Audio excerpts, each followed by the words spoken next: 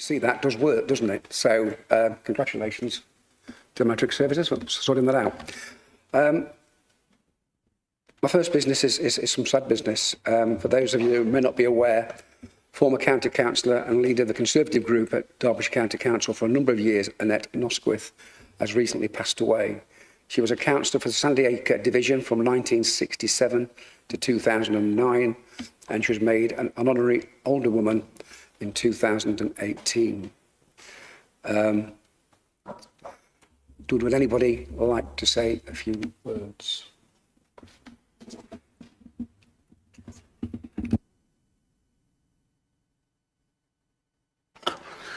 Thank you, Chair. Annette was a formidable character. I obviously knew her quite a lot from my time here. She was Chair of Education, quite a lot of stories about that. But my main involvement was when she was actually on the Cabinet as well, and when she was with me or whatever in terms of adult care, social services for quite a long time. Those periods was when it was committee meetings, so it was very, very different atmosphere. And she always read her papers. So you had to be pretty good on your brief, because she certainly picked a lot of stuff up, because, I mean, that was the nature of the person. And she was very good, very supportive. I had a lot of time for her. She was very supportive of our roles in terms of adult care. The one area we did disagree with was on the charging for the home care service, which she fundamentally didn't agree with our policy of not charging people extra for, charging people for it. As I say, nothing is free, but it's had a good label to call it free. But she was a very able politician. And I did admire her, and I think I got on quite well with her over the years. So it's sad to hear she's died, and condolences to everybody. But she was a good, formidable character. Thank you, Chair. Thank you, Councillor. And Councillor Major, please. Thank you, Chairman. Mrs. Nosquith, as many people know her, and Annette, who she was to many of her friends.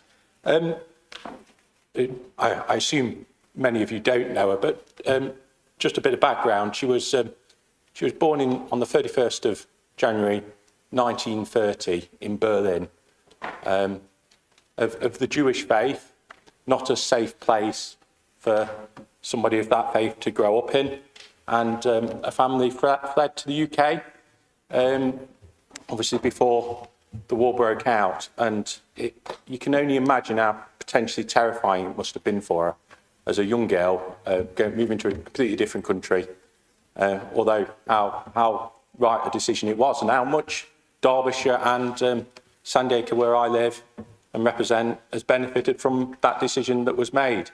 It's interesting how these events change history.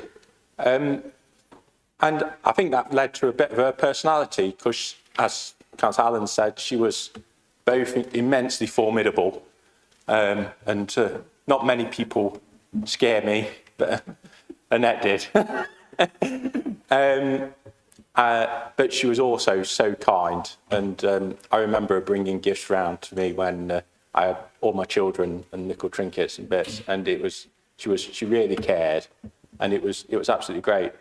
I'm not talk much about her exploits here, because I'm sure other people will, like Councillor Allen already has. But she served 42 years on Derbyshire County Council.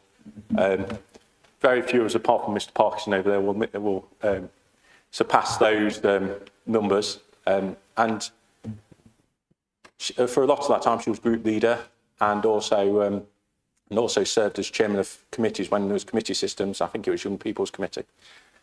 Outside of that, she married another incredibly special individual, Ralph Nosquith, who obviously worked at Bletchley Park during the war as a code breaker, and helped Britain win the war.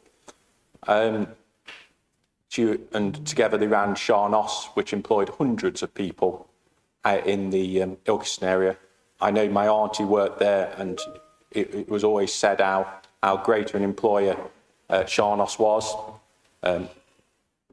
So she was obviously, that showed a caring side as well as a side to give back. I'm, aside from working as chairman of Dr. Bland's Arms Houses, Sandy Acre Memorial Institute, chairman of Risley Education Foundation, the list could go on charities that she sat on and ran. I know she was still delivering Meals for Wheels for years and years around Sandy Acre. It was really massive shoes to fill. But she was amazing.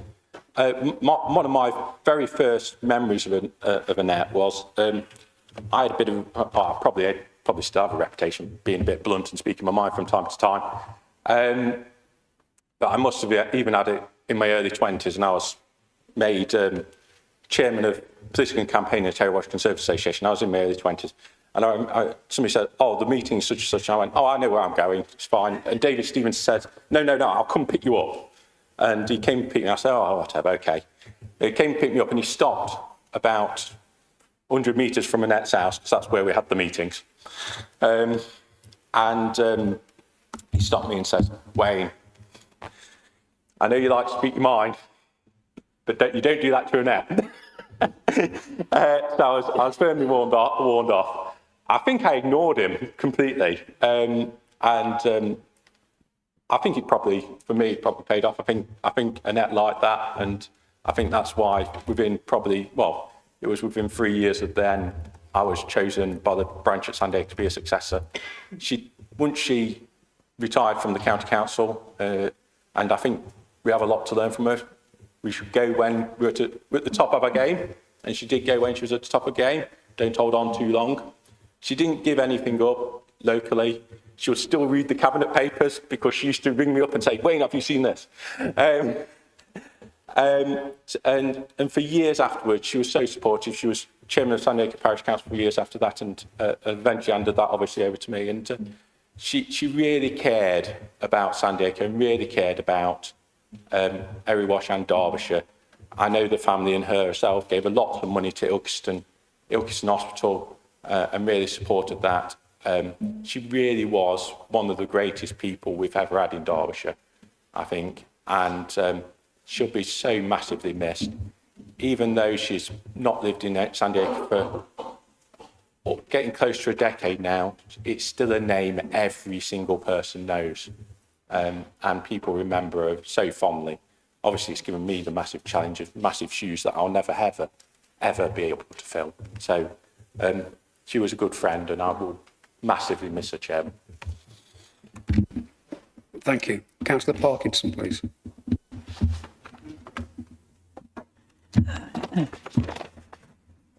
Thank you, Mr. Chairman. Mr. Councillor Major stole my thunder to some extent. I've got a few notes here, but I'm afraid my eyesight doesn't allow me to read them very well, so I hope I get it right. And if I get it wrong, Councillor Hickson has a copy and can always step in for me.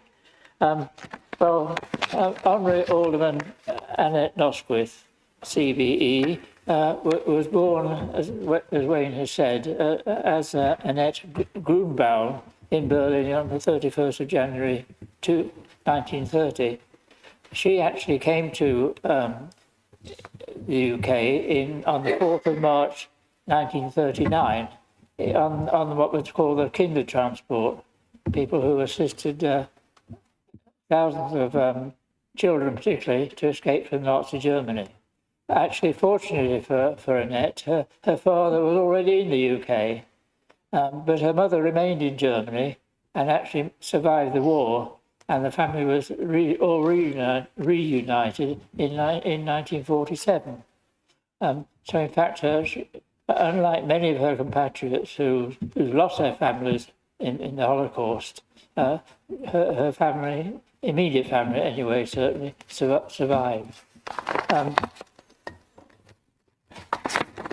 Annette and I were first elected to the County Council on the same day in 1967, in my case 55 years ago, and I think, as members know, because in the memo circulated by her officers, she served one period as vice chairman of the council. She would have gone on to be chairman, but actually we lost control to the late David Bookbinder, so she never became chairman. Actually, she was chairman of the Education Committee and various other committees, as has been said already, and.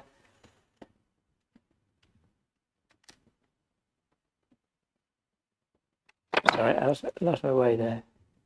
Oh yes, and of course as leader of the opposition for a number of years as well, up to 2009, I think it was. Annette, as I said, is a very... I'm sorry, Guy, will you just read this next bit for me? Yeah, sure.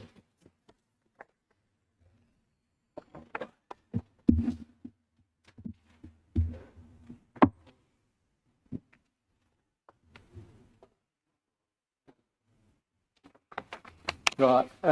Okay, so I'll just try and pick up from where you finished, Robert.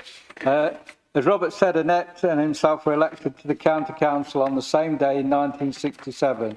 She went on to represent the San Diego Division for 52 years, from 1967 to 2009. And in her time on the authority, served as Vice Chairman of the County Council, Chairman of the Education Committee and Leader of the Opposition. And Robert says, anyone who knew Annette will never forget her. Thank you. Councillor Hart, please. Thank you.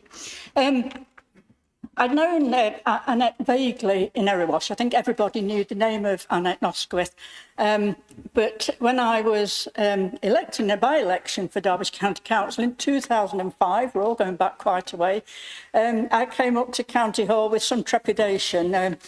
Being quite inexperienced, it was quite an ordeal to sort of come up to county and this, massive council. I was lucky. Annette was our leader in the controlling group, in the Conservative administration, and she was absolutely fantastic with me. She took me through everything. She was very careful with me. She introduced me to things. She was my mentor.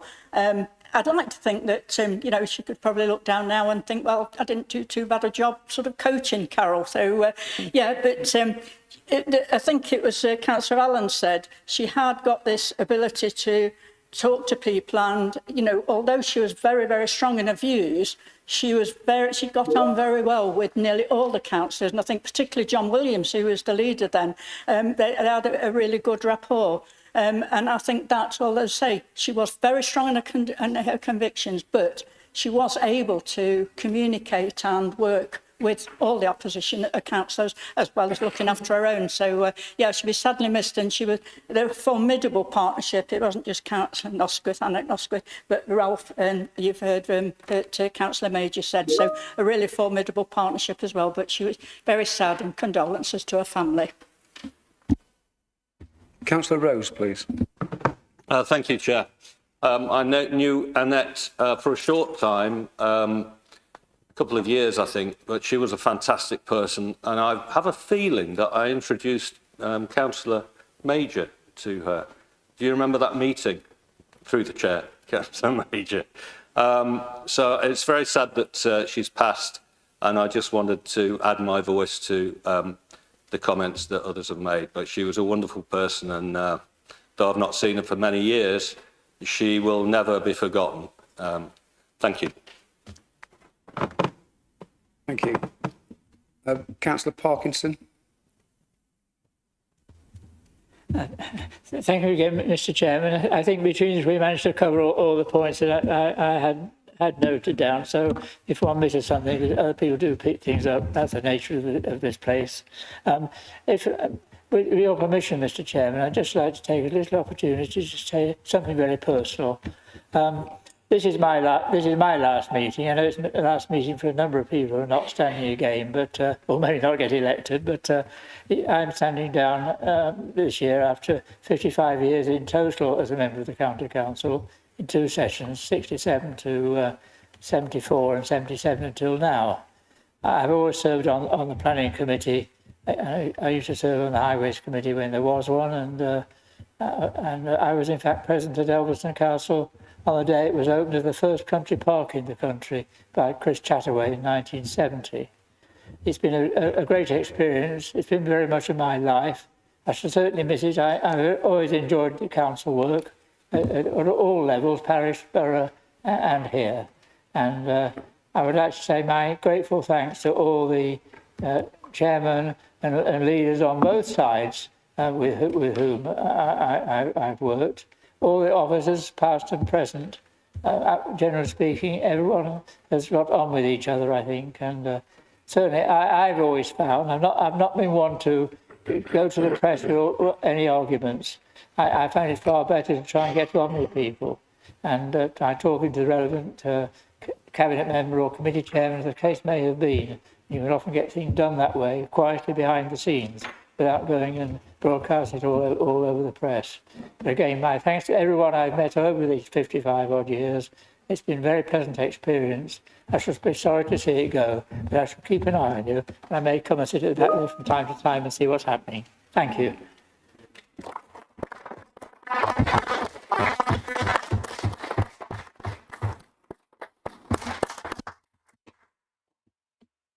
Thank you for that, Councillor Parkinson.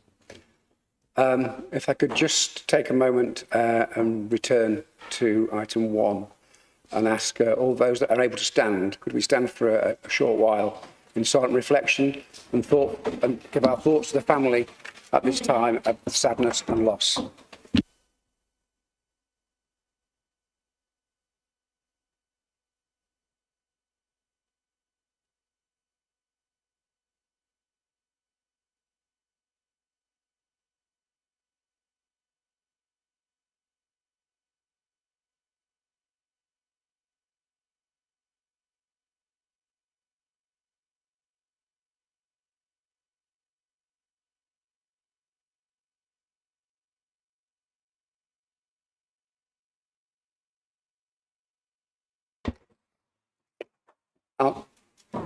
If I can move on to item 2, somebody may have just preempted item 2. That's all I want to say, Dave. Item 2 of my remarks. This is the last council meeting that I and many other members will be attending as elected members, as I am not standing in the May elections. Firstly, I'd like to thank you for not cheering at that fact, and you've missed it. And I would like to say a few thank yous. I would like to say thank you on behalf of the residents of Derbyshire to all members for the work that you have done for your constituents over the years. And thank you for the way you've conducted yourselves within this chamber over the last 6 years where I've been chairman. For those that are not standing again, I wish you a healthy, happy and long retirement. We do deserve it. And for those that are standing again, why? No, seriously, I wish you luck in your endeavours. I've enjoyed what I've done, but I think you just need to know when time's enough.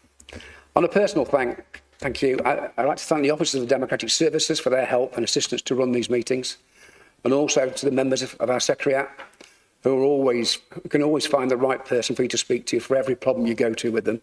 So thank you. At this moment, I would like to throw the floor open to those members who are retiring after a long period of representing the residents of Derbyshire to say their goodbyes. I don't expect you, Robert, to stand up again. Thank you for your input earlier. But if anybody would like to stand, I would quite happily hear their goodbyes. Thank you. Councillor Allen, please. Thank you, Chair. I took the opportunity to get in first. Well, second. I won't say as much. I mean, if you remember the last council meeting, me and Robert had the award presentation, and I think we both took the opportunity to say quite a bit then, so I won't reiterate that. Just to thank, I mean, it's been 52 years of my life. I look around this building, this place, and whatever happens in the future to it, whether it goes back to a hotel or whatever, the one thing I've took interest in is the building. I keep looking at pictures of it, and I've got a document about a lady who and a friend stopped here back in the 30s, and it talked about the food they had, the members' room that is eating in here, and just very interesting. The only problem was there was quite a lot to talk. What she wrote about was the trips out to Haddon and places around. Rather, I would have liked much more about the nitty-gritty of here. But when you look at, so I've also looked at some pictures of what the treatments were in here, and people were wrapped up in wet towels, people were doused with hoses, and God knows what it was like. So there's been perhaps a full circle. But I certainly have enjoyed the last 50 odd years. I did give a talk to the local Labour Party last week, and I went on for about an hour, so that was on my whole life, and I've covered the whole lot. I certainly won't try to do that, but I mean, there has been a lot of memories, some really good ones, and some really good both officers and members over the years that we worked with on both sides. I mean, I think it's been the one thing about, I think, us as people, we argue fiercely and have very opposing views, but I think in the end we get on reasonably well, considering it's all part of the game. So I shall miss it. I mean, I think it's been said it's best to get out while you're perhaps nearly on top and look to the future. But it's something that's been a wonderful part of my life and my family's life. We've put up with a lot, as I've said. They did put up a lot when you're out a lot, keep repeating that. But I've enjoyed it, and thank you, Chair, for giving me the opportunity to express my gratitude to the Council, to the people of Derbyshire, to be honest. They've supported me for 52 years, which is a tremendous thing, really, from their point of view, and I hope I've represented them adequately. And as I say, I'll miss it, but times move on. Thank you, Chair.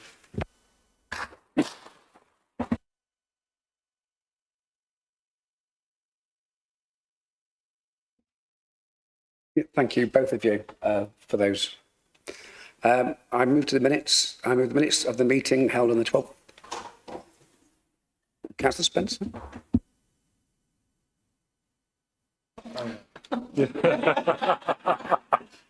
Chairman, I just wanted to say a few words. I'm going to say a few words during the meeting, obviously, with the final papers I have to present to Council. I've always considered this place and the privilege of being a member of this council very close to my heart. And I think after nearly 40 years, you see the best of people in this chamber, and you see people who are committed to representing the views of the people who elect them to the best of their ability. And we are all different opinions on many issues, but fundamentally we are here to serve and do the best we can with what we have. I got involved in politics nearly 40 years ago now, when one of my neighbours, bless her, suggested I went on an organisation called the Hit Society. And then it went on to town council, to district council, to parliamentary candidate, you name it, we've tried it. And I ended up here by mistake, strangely enough. And that was courtesy of Andrew Lewis, who asked me to stand when Ray Keswell was taken poorly back in 2009. Probably the best mistake I've ever made, I have to say, because I have found everything we do at this place to be totally stimulating, rewarding, interested, varied. There are so many things we get involved in as elected members at county council level that you can never fail to be impressed with the depth of knowledge an organisation such as this has. I just want to say a few thank yous, Chairman, predominantly to my colleagues who I work closely with and have done over a considerable period of time, and to all the opposition members as well, because I do believe genuinely that I've had a reasonable, measured working relationship with you all. We can batter each other occasionally, I know, but genuinely speaking, we can have a conversation and get to a reasonable consensus on most issues. And I have to say, Chairman, this council is going to continue to face challenges, and the LGA, the local government reform programme, is going to be one of the biggest challenges this authority has faced for many years. And I do hope that out of that comes a structure that could deliver the services in a sensible, measured, financially viable way for the people we're here to serve, because that's what it's all about, really. Chairman, I could stand here all day, quite frankly, and as you know, I enjoy standing here talking. I enjoy doing all sorts of things in this place, but I just want this council to continue to deliver its services with dignity, professionalism, and the best possible way of doing things, whomever is at the helm in the future. And one thing we need to remember is that we do not need extremist views to deliver the best services. We need moderate, sensible, measured approaches to deliver those services. And that's what the public expect from us all. And I'm proud to be part of that. I'm going to find it incredibly difficult standing down, because anybody who's done my job knows how all-consuming it is and how much time and effort goes into it. I've had good times with Dean over there when he was the cabinet member for transport, Joan and Dave. We've had banter over many issues, and we've had discussions and challenges to overcome. and I've had a great team around me in the cabinet. I've been the deputy leader of this group for 14 years, which is a long time in politics. And I thank them for their support. I thank them for their commitment and diligence. And don't give up doing your best for the people of Derbyshire. Thank you, Chairman.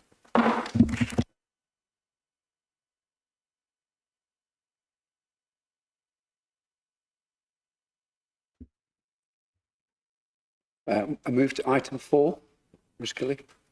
I move the minutes of the meeting held on the 12th of February 2025, pages 1 to 31, that they are approved as correct records. Could I have a seconder, please? Councillor Lewis. I'll ask for the vote to be open, but it's already done.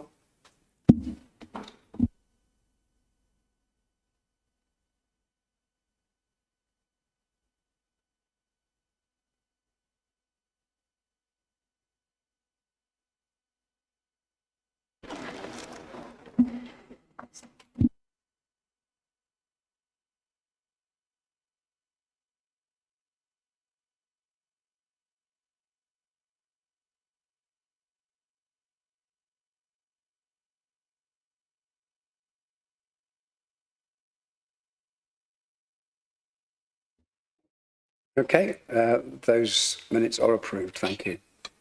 The next business, item 5, the report of the leader of the council and members' questions on that report. Councillor Lewis, please. Thank you very much indeed, Chairman. And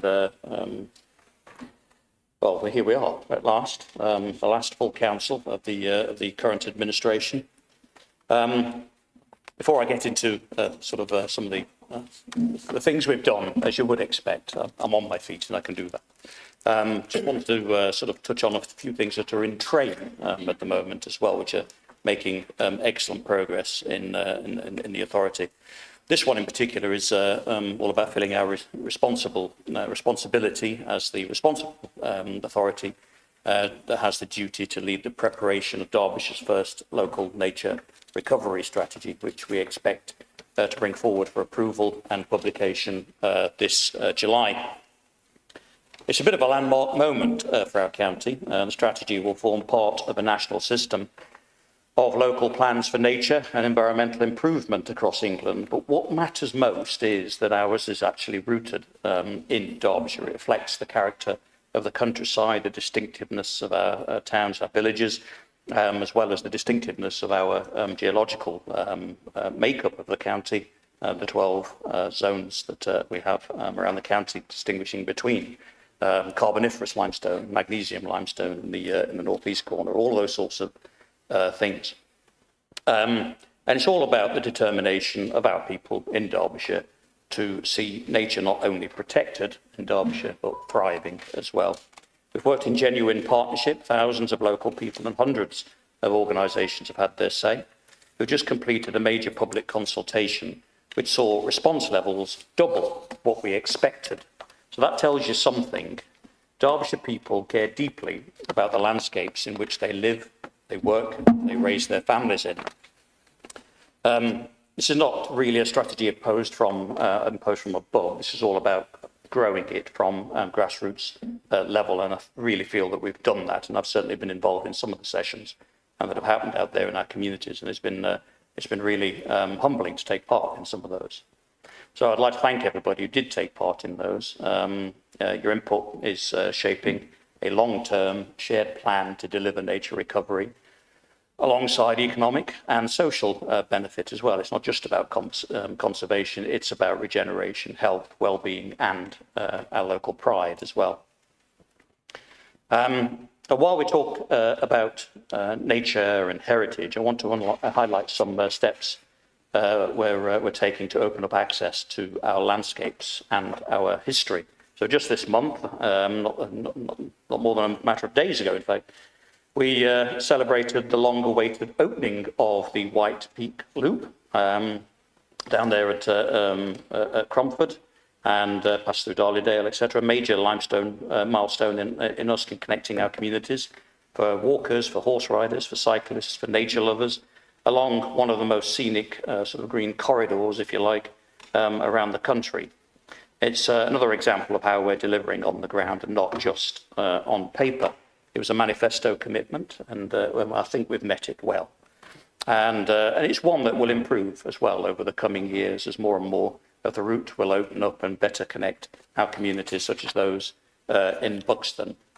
We've also recently announced as well that we've secured the future of Buxton Museum, the cultural cornerstone of the High Peak, a vital place for learning, for exploration and identity. And I'm proud that the Derbyshire County Council have stepped in where it mattered to ensure that those treasured items in that museum remain open and accessible as they can be whilst the museum is closed, despite all of the challenges. And we've also, as part of that, made that commitment to the Revitalising Buxton scheme to house both the library and the museum, hopefully in a new purpose-built facility that will ensure, of course, the success of that scheme with further public sector investment in the cultural heart of the town.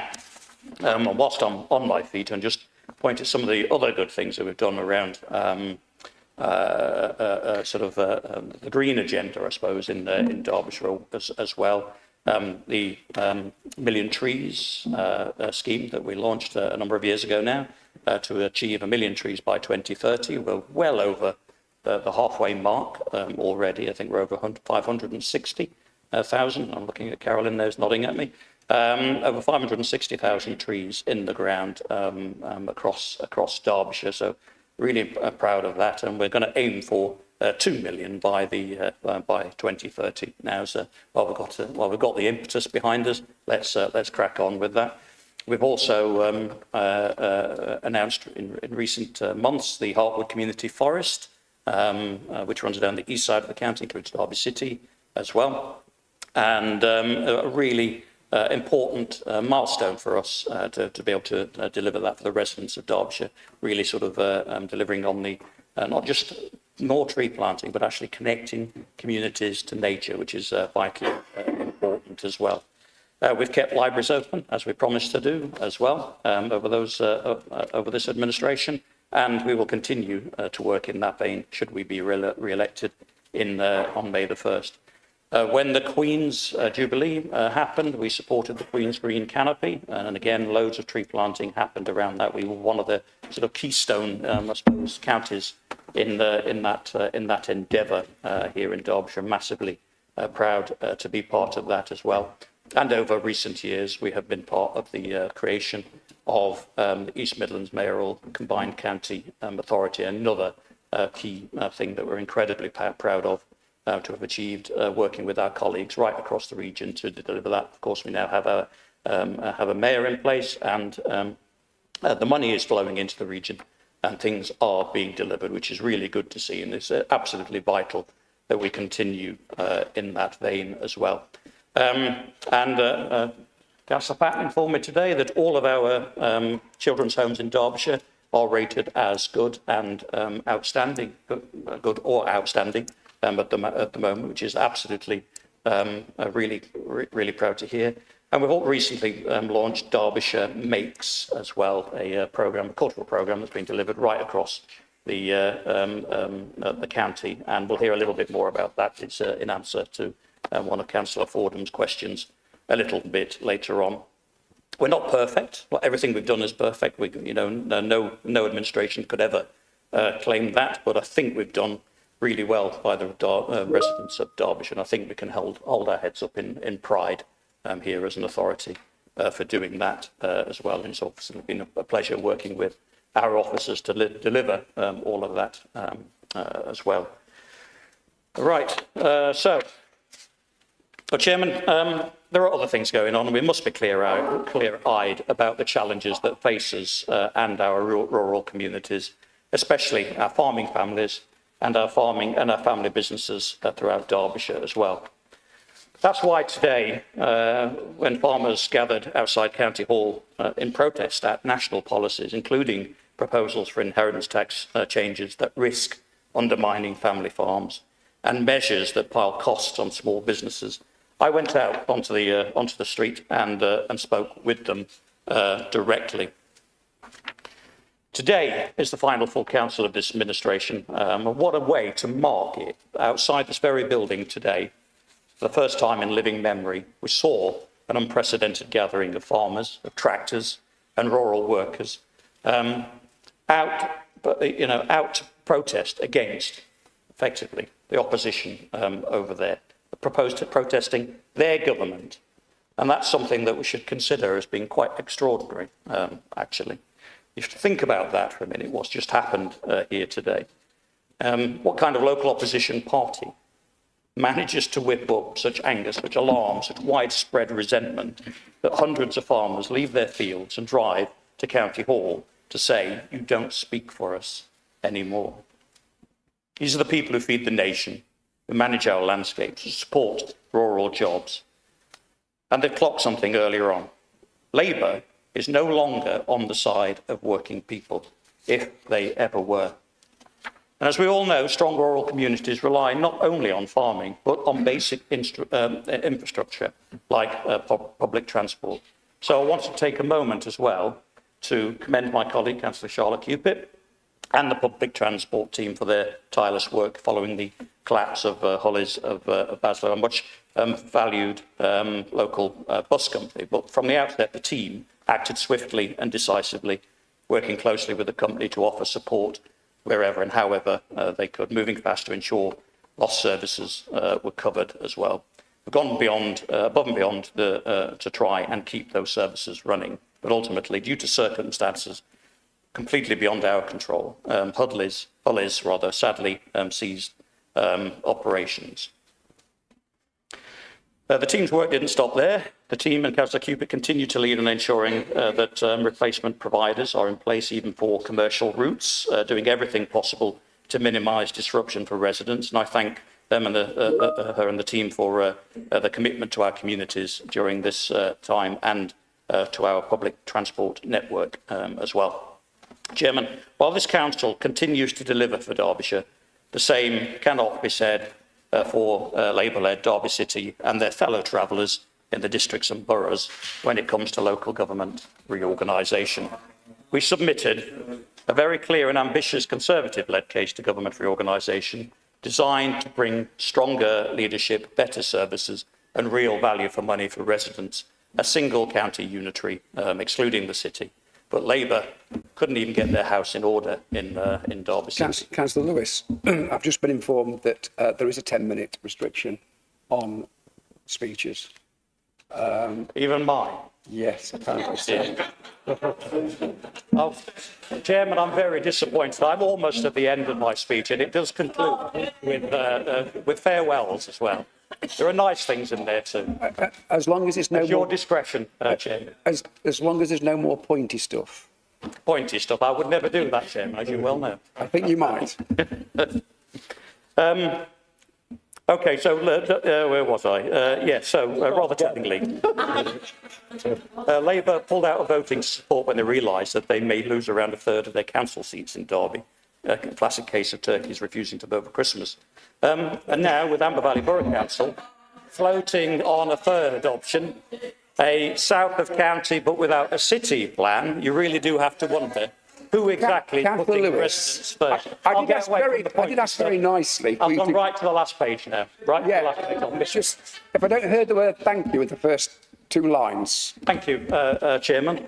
And finally, in a more conciliatory tone, this is the last full council before the election, and I want to take a moment to thank all of those members who are retiring. Whatever your political differences, we've all served with the same purpose, to represent our communities and do our bit for Derbyshire.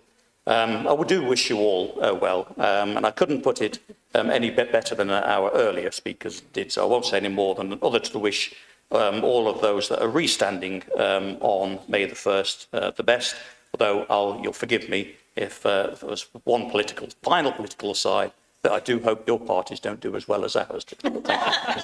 Thank you, Chairman.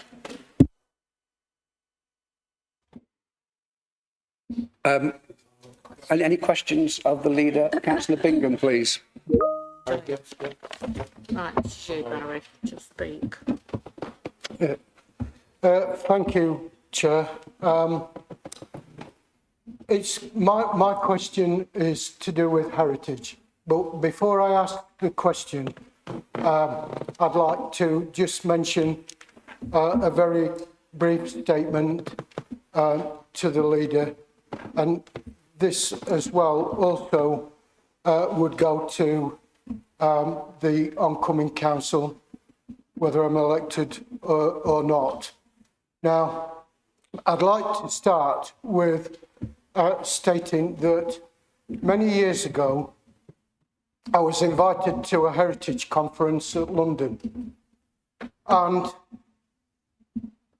I meant English heritage was there, and I actually mentioned to this representative of English heritage about could we list a little building at Barrow Hill, which is in my division, St Andrew's Church. Now, it's an arts and craft building, and it was the first commission of Raymond Unwin. And Raymond Unwin was the architect at Staveley Works. Councillor Bingham, I'm sorry to, because it's a very lovely story. Yeah, but it's important. Yeah, this is really important. But the what question, I'm saying. but this moment in time, it's questions on the leader's report. Yeah, well, I'm coming to that. If you let me finish my statement, please. Can you please make it a bit shorter then, because it's supposed to be questions on the report. Yeah, well, I needed to state this. Now, the importance of it is not just the grandeur of a building, but also its provenance behind it. And Raymond Unwin went on to design the Letchworth Garden City movement. And for his efforts, he was knighted for human town planning. And the question is, would the leader also take an interest in actually helping this building to be listed? Now, after all these years that I've been trying to get it listed with other people, English Heritage have now expressed an interest in wanting to do so, because it was the very first building that Raymond Unwin commissioned. So that's the question to the leader. Would they also look at this, because it is important as well. It's important to the village of Barrow Hill and to Staveley Works. Thank you. Thank you. I know this is going to be a new subject matter for you, Councillor Lewis, but would you like to answer that question? Thank you. It's one of my favourite topics, as you know, Chairman. Councillor Bingham would be interested to know that I did pick up on the issue of Barrow Hill, St Andrew's Church, relatively recently. I wrote to Historic England, who is now the home of the inspectors, English Heritage changed, and asked the local inspector if they would reconsider relooking at St Andrew's in Barrow Hill for listing. And they wrote back to me and said they are indeed going to be relooking at that building and doing a new inspection. Hopefully we shall get it listed. I do know that some of the internal components have been taken out and are in safe storage at the moment and can be put back in. And we've underlined the importance of the Unwin link, etc., and various other historic aspects of it as well. I wasn't able to pull up the letter on my phone, but I'm more than happy to send a response to you, Barry, if that's okay. Councillor Woolley, please. Thank you, Chair. I'd like to, this is also my last council meeting as well, but I'd like to ask the leader, would he agree with me and would he join with me in commending Councillor Cupit and the team at Highways for a really fantastic job at kind of rescuing those bus services that have been left in the wake of Hully's disappearance? And would he also agree with the recent report from the Telegraph just this year that Conservative councils do a better job at filling potholes and looking after roads than councils controlled by other parties in local government? Yeah.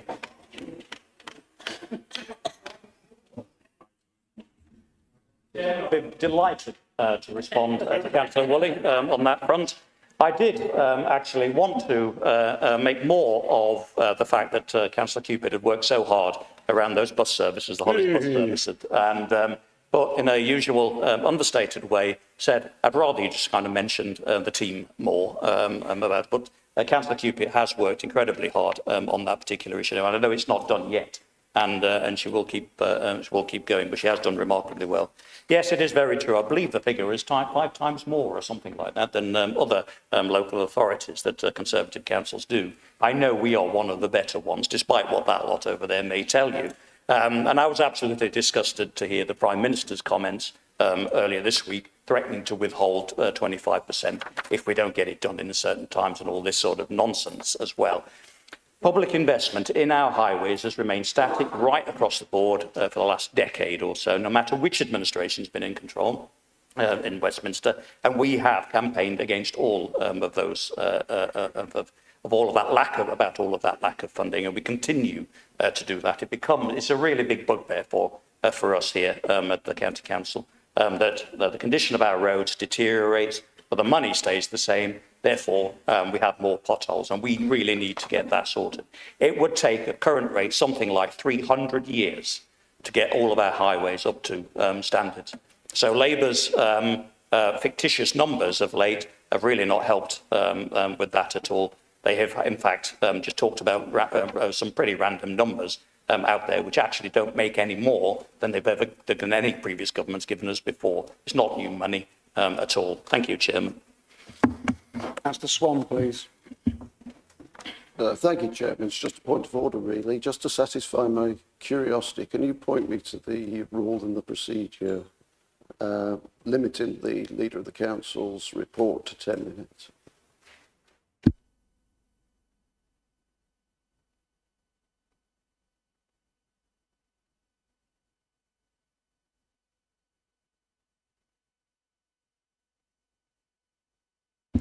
Fifteen point 4.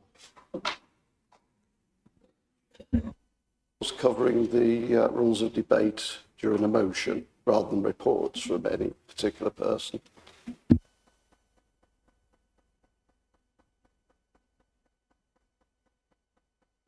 It's just general rules with conduct of the routing.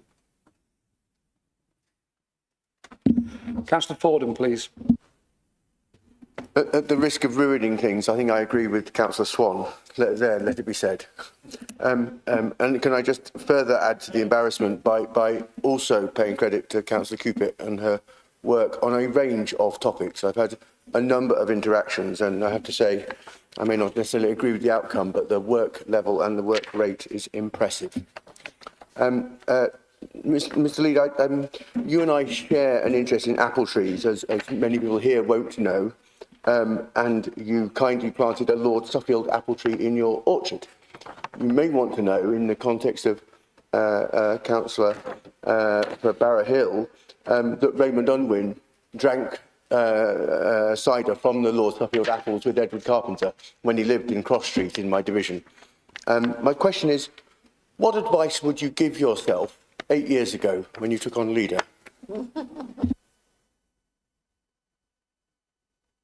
I'm going to go to Councillor Jewett first, thinking round why you can have a think.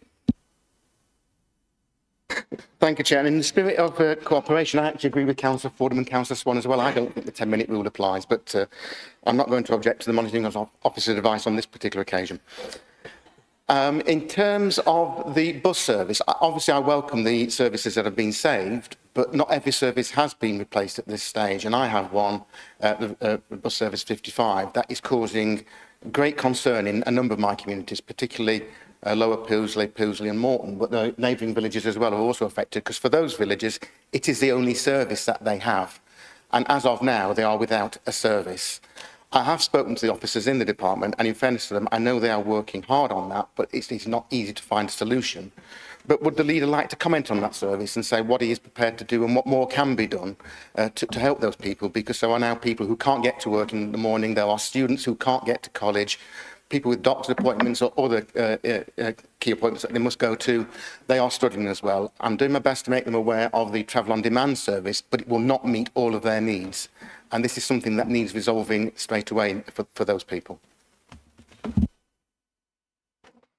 Councillor Lewis. Thank you very much indeed, Chairman. No, and I wholeheartedly agree, because the same service affects some of my division as well in and around Wingerworth. So I'm very keen that we find a solution to that particular issue as quickly as you can. And you're right, the on-demand service can do so much, but it can't do everything that that is required in this particular instance. All I can say is that I know that Councillor Cupid and the team are working really, really hard to find solutions to it.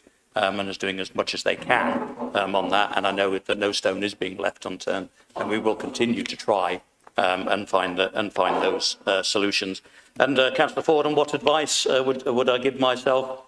Well, I think the key advice I would give myself is just, you know, do your best, and that's what I always try to do. And I think everybody in this chamber tries to do that as well. Life can throw you curveballs, and politics throws more curveballs than anything else. You just have to kind of adapt to it, I guess. Anyway, you've got another 4 years, yeah. Councillor Rennick, please. Thank you, Chair. It's also my last meeting, full council meeting, and I just wanted to let prompt the leader that it's 561,000 and 33 trees that we've planted. 47 have just gone in, haven't been accounted for, and 200,000 probably actually going to be planted this year, taking us around the sort of 800,000, which is remarkable.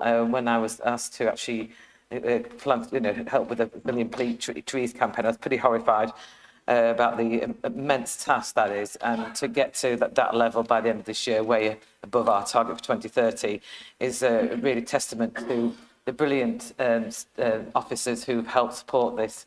And I just want to put my thanks on record to all the officers in my portfolio who have done some outstanding work, whether it's the local nature recovery strategy, which I'm immensely proud of. I think we've got one of the highest records of actually public stakeholder engagement, which is a testament to the work we've done and gone above and beyond.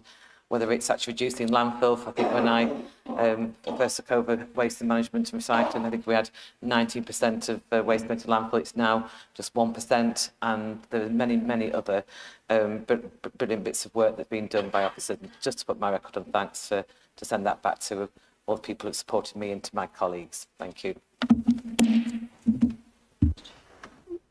Thank you. Can I suggest that we have early doors in the next administration a bit of an input on constitutional rules? It's supposed to be the questions. It's supposed to be on the subject matter, which has not really happened, but thank you all the same. It was interesting. So we move the public questions, please. And the first question from Angie Hardy. Unfortunately, Angie Hardy can't be with us today, so she'll receive a written response. The next question is in the hands of Mr. David Ingham for Councillor Spencer, please.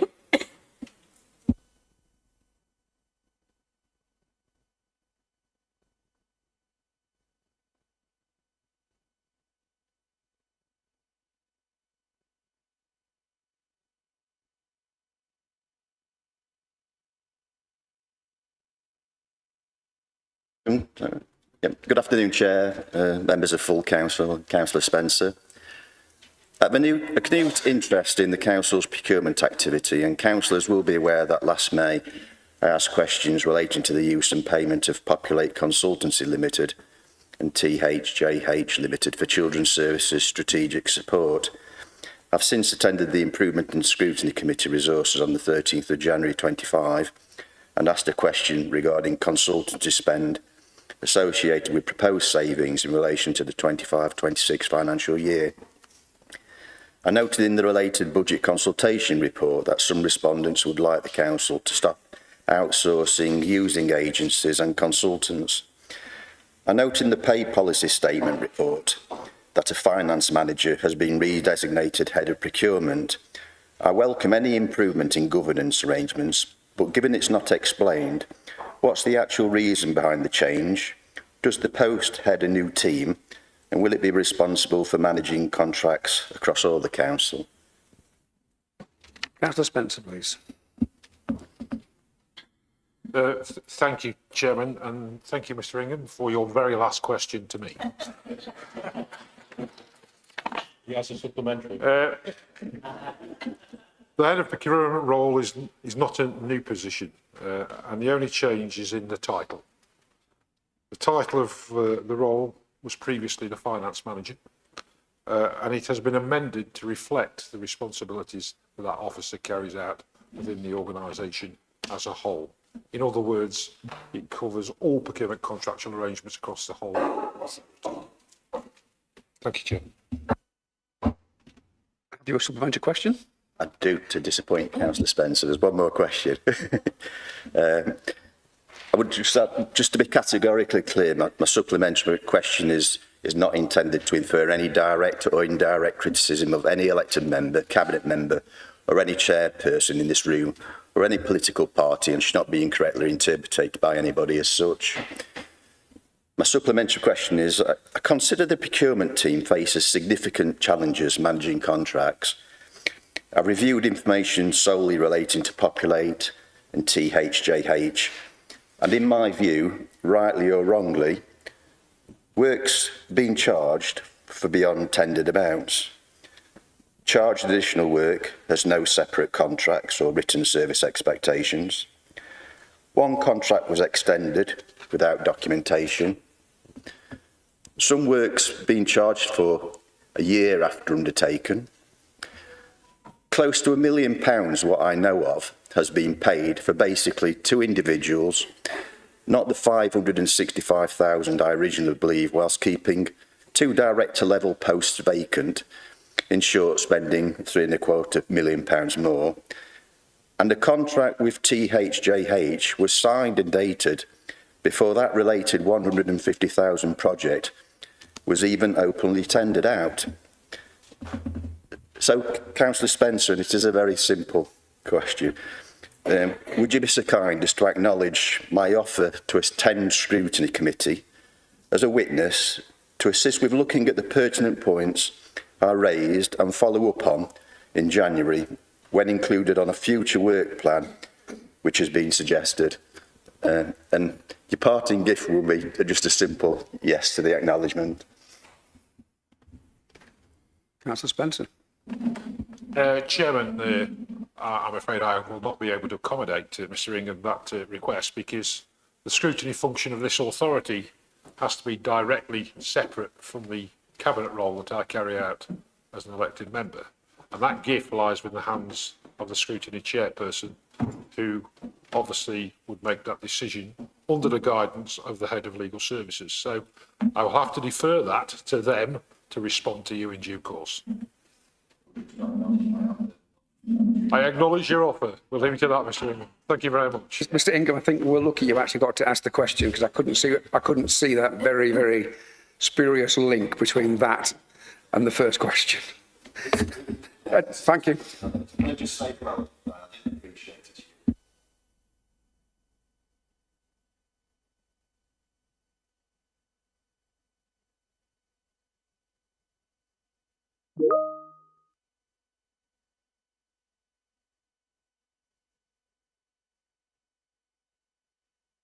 Thank you for attending.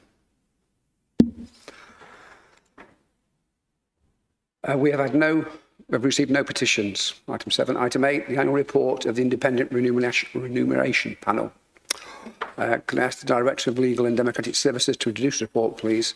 And also involved will be Mr Peter Clay, the Chair of the panel, who is in attendance and will say a few words. Thank you. Yes, thank you very much, Chair. So Mr Clay is just approaching the mic. So whilst he does that, just to confirm that, excuse me, Mr Clay is the Chair of the Independent Remuneration Panel, and he is here to present the panel's report and answer any questions that members may have. The only points that I specifically wanted to highlight are that the report is seeking to approve the members' allowances scheme for the forthcoming year, and there are no decisions that are required for the current year. Recommendations are on page 37 of the agenda pack, and if I can hand over to Mr Clay. Mr. Good Clay, afternoon, please. everybody. Chairman, officers, thank you for the opportunity to speak to you this afternoon. The report you have before you is self-explanatory, and I do not want to spend great time on the detail. What I would like to do is to give you some background as to the panel's thinking. Mindful of the authority's financial position, coupled with a need to make recommendations that ensure elected members are adequately rewarded, has made this year's task very difficult. We recognise that maybe the basic allowance may not be sufficient to attract young members. But with local government reorganisation on the horizon, the time to make any adjustments to basic allowance is not right, apart from the National Pay Award once agreed. The report states the research and stages the panel went through when making their submission, and we'd like to thank Councillors Lewis and Dixon and those who completed our questionnaire. The panel accepts there will be some concerns. However, it is our view that as cuts to services have been made, it would be appropriate for the panel to recommend a reduction in some allowances where we feel these are totally justified. Finally, the panel is all more than happy to come back again after May, when the elections have taken place, if you require us to do any further work. Thank you. Thank you, Mr. Clay. Are there any questions of Mr. Clay?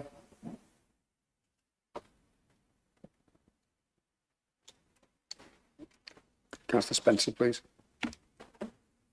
Thank you, Chairman. Well, I'd firstly like to thank Mr. Clay and his panel for the review that he's carried out over the last few months and the dedication and the way in which they've gone through in detail the members' allowance programme in the environment we have to deal with at this moment in time.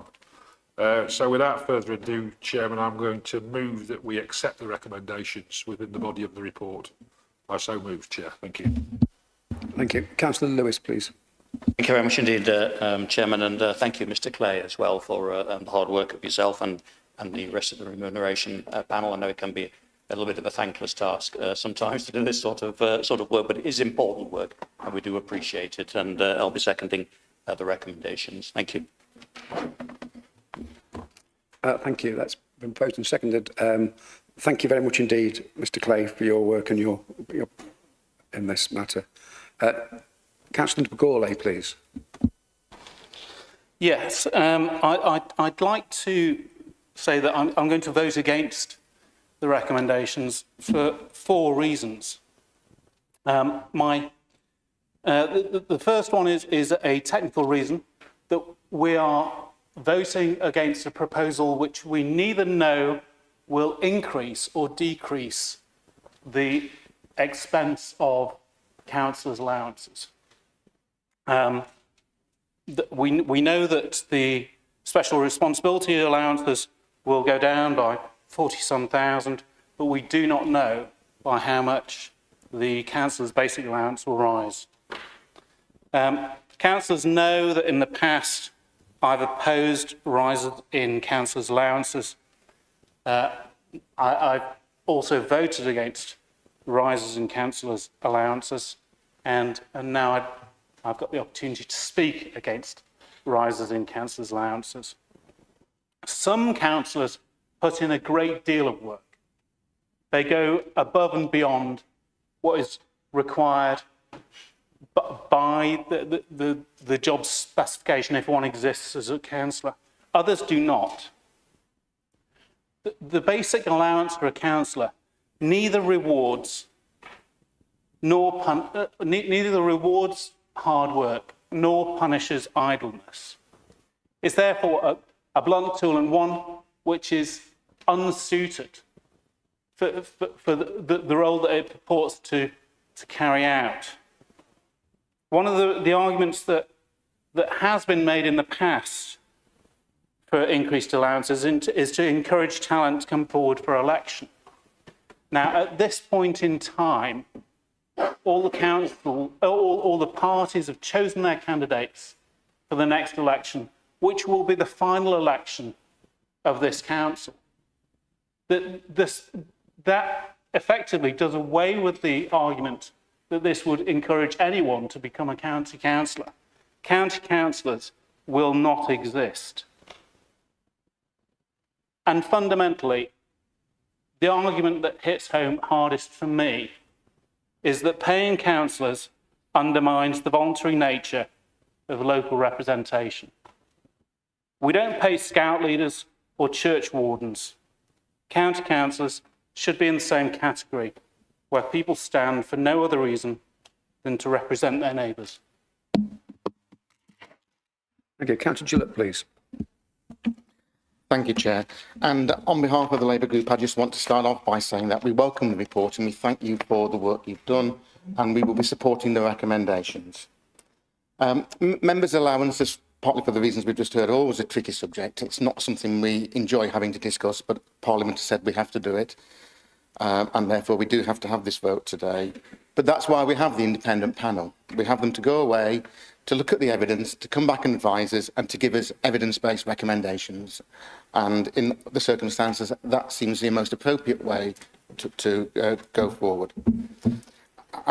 Like Councillor Gurley, I think all of us recognise that there's a substantial time commitment to being a councillor if you do the job properly.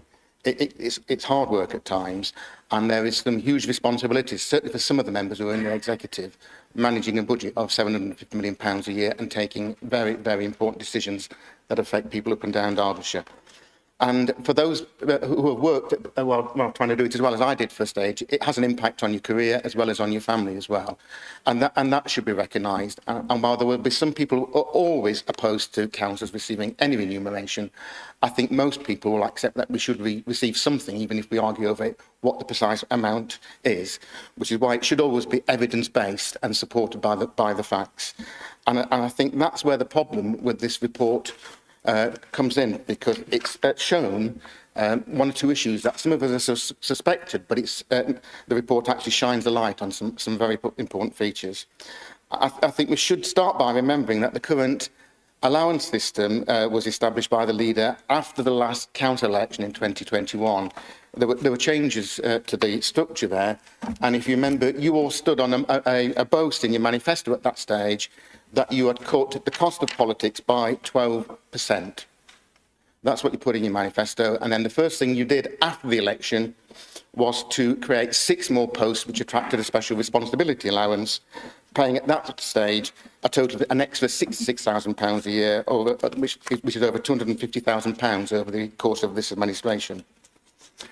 Now, what struck me when I read the report was, why did the report come now? And I understand there may be a technical reason for it, but what came out of the report was that it actually took place because the leader of the council requested it to take place. The leader, having created the MCA board, felt he should be paid more money.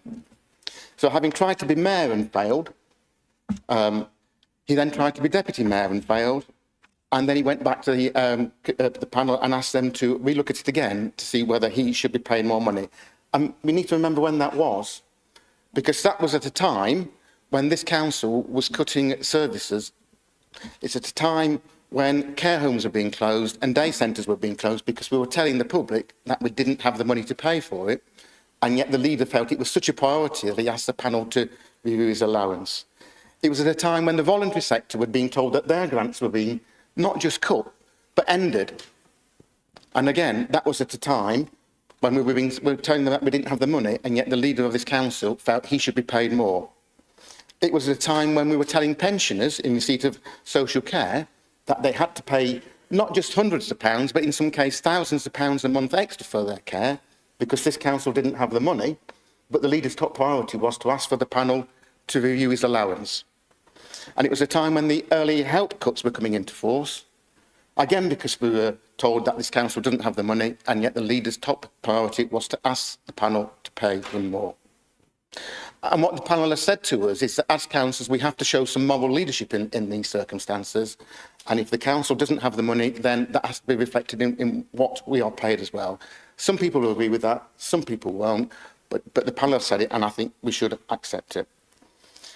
But the comments of the panel don't end there, because they also, of their own volition, as I understood it, carry out an investigation into what work that the civic chair and vice chair of the committee did, the vice chairs of implemented scrutiny and the cabinet support members, to be satisfied that the allowances that they receive are justified by the work that they do.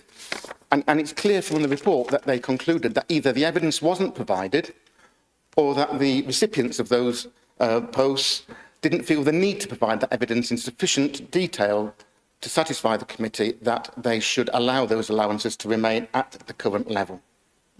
So that means that they are proposing that those allowances are being cut by the tune of £46,000 a year.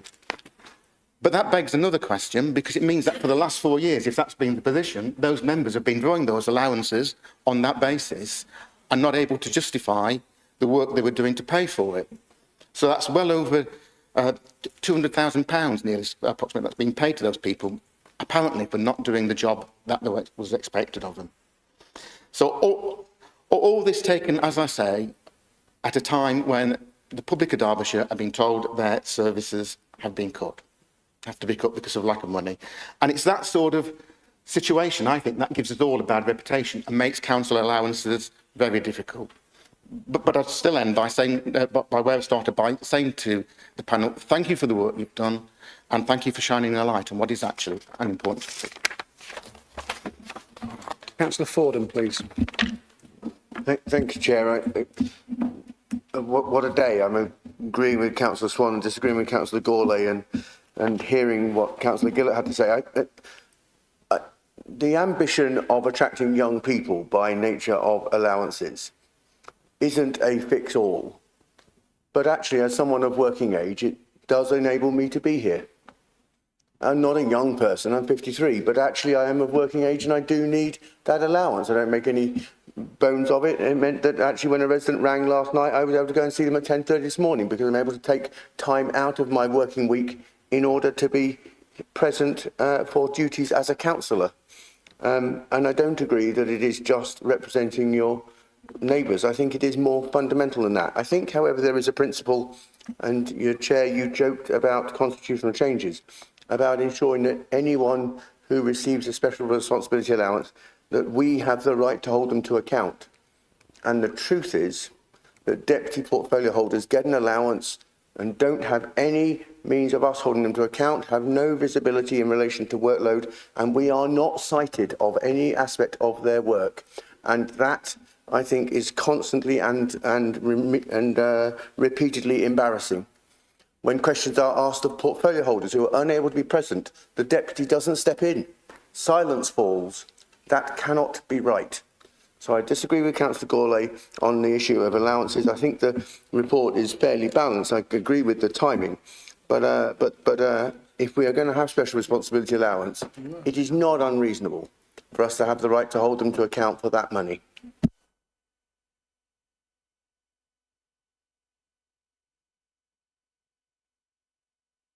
Councillor Hickton, please. Yes, thank you, Chairman. I'm happy to accept a reduction. I'm a Cabinet support member. I think you got my reply. I take umbrage to what Councillor Gillett has said about we don't do anything, or that's his insinuation.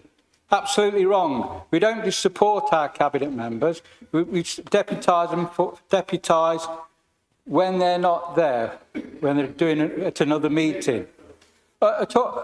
Also, in addition, some of us sit on outside bodies and we attend other meetings which aren't part of our portfolio, for want of a better word. If you'd like to have a look at what I do, I'll send you the email I sent to the chap there. More than happy to, and then you can challenge me again about how much money I earn, or receive, my allowance, I should say, of how much I receive. I do take umbrage on that. I'm sure when you was, I don't know what you did before you was in opposition, but I'm sure you was quite happy to take your allowance. So don't question me about how much cabinet support members receive. We all work hard in this chamber, but I do take umbrage insinuating that some of us aren't worth the money. Thank you.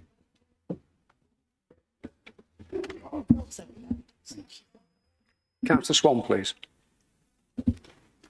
Thank you, Chair. I think it's worth pointing out that the present scheme of allowances was created by an IR panel. So it's not as if these allowances haven't been looked at before. They've been reviewed, and we've had a proposal and a seconder that they be accepted. So I think we should probably just move to the vote. Councillor Spencer, please. Thank you, Chairman. I'm going to wind this up and move to the vote. But before I do, I just want to put the record straight. Every constituent body of MCA requested their remuneration panel to review the roles of the elected body. So it wasn't Councillor Lewis alone. It was a policy across the East Midlands County Combined Authority area. So, and it would be appropriate to do that as well, Councillor Gillett, because I spent a whole week the other week interviewing on behalf of the MCA committee. But that does not take away my dedication or Councillor Lewis's dedication to the role. We do that, and when we signed up to the role, it was very clear in the proposals for MCA that we didn't receive remuneration for carrying out that role other than what we already received here at County Hall. That was very clear in the documentation which you went through as I did.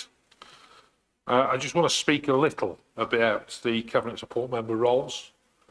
I can only speak as I find, and the Cabinet Support Members who've worked for me as a Cabinet Member over the last 14, 16 years in actual fact, they had different titles, but they are Cabinet Support Members at present, have worked diligently and hard, and they've done everything that I've asked them to do, and they've carried out specific tasks that have been requested of them, and I thank every single one of them for that commitment and the work they carry out.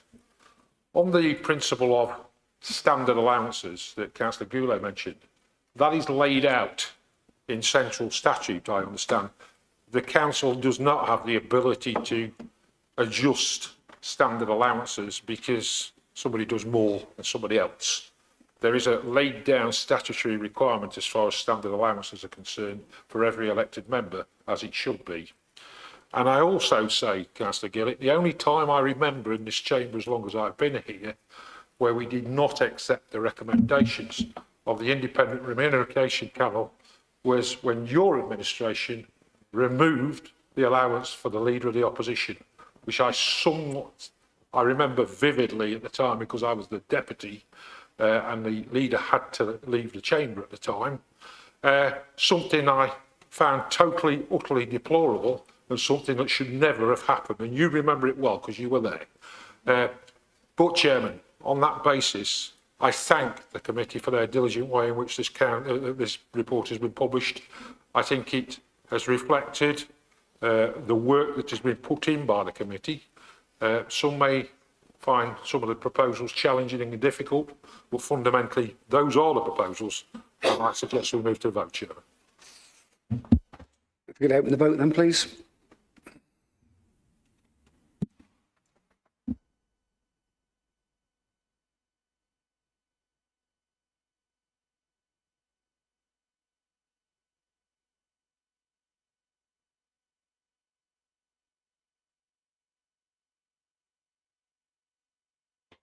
Have all those voted that wish to?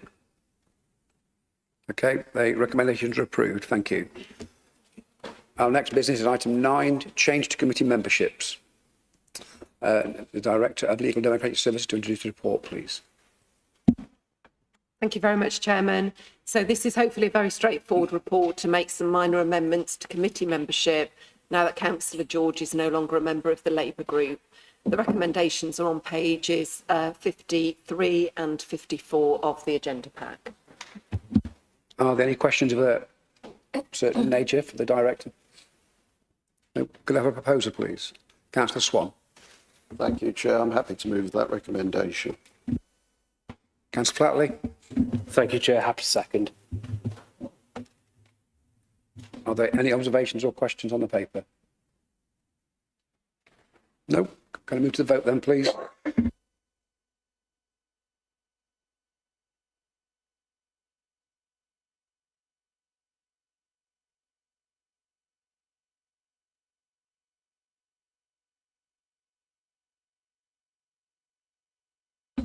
Okay, on this occasion, that's unanimous. Thank you very much. The recommendations are approved.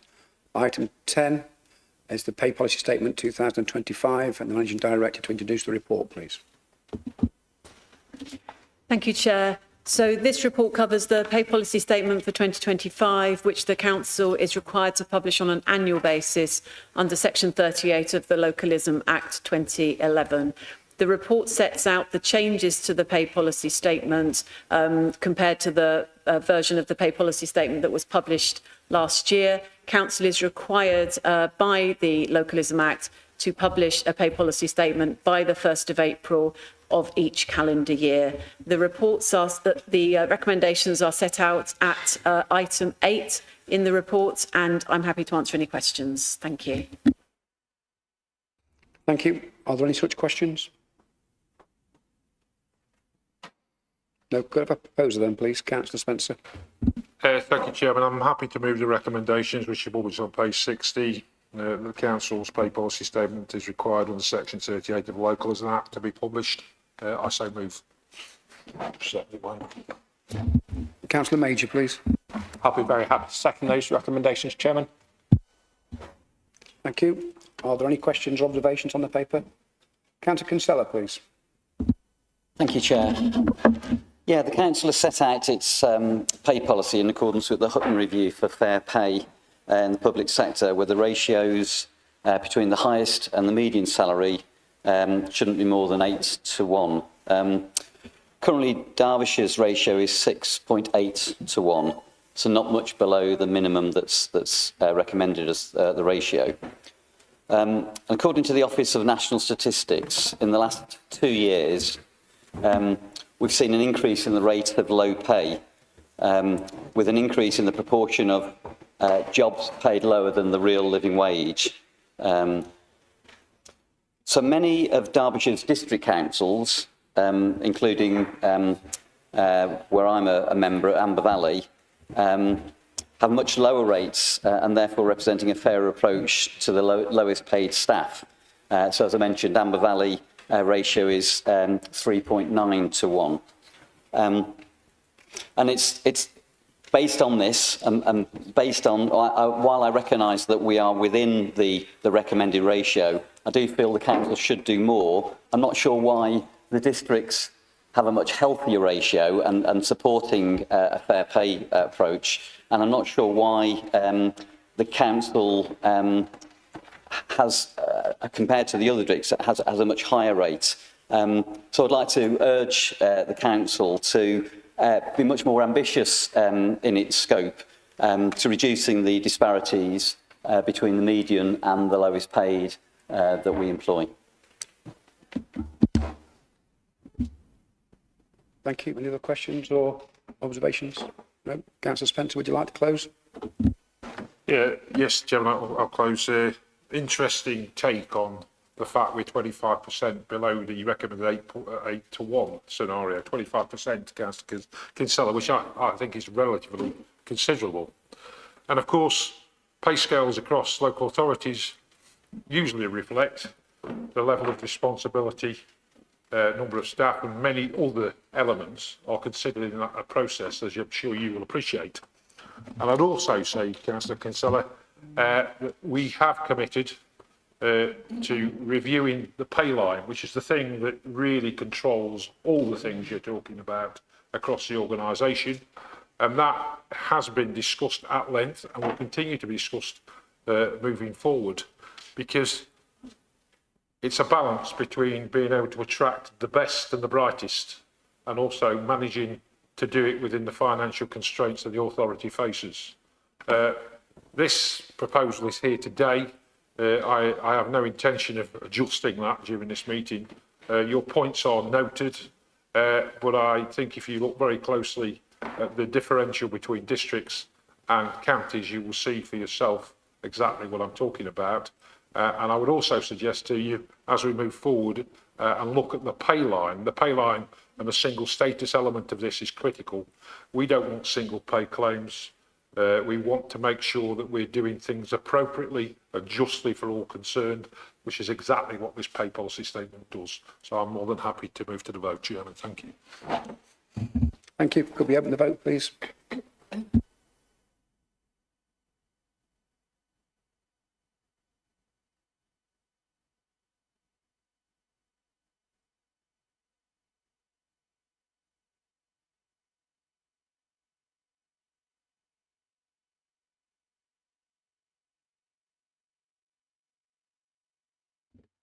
Okay, thank you. I think most people have voted. The recommendations are approved. Thank you.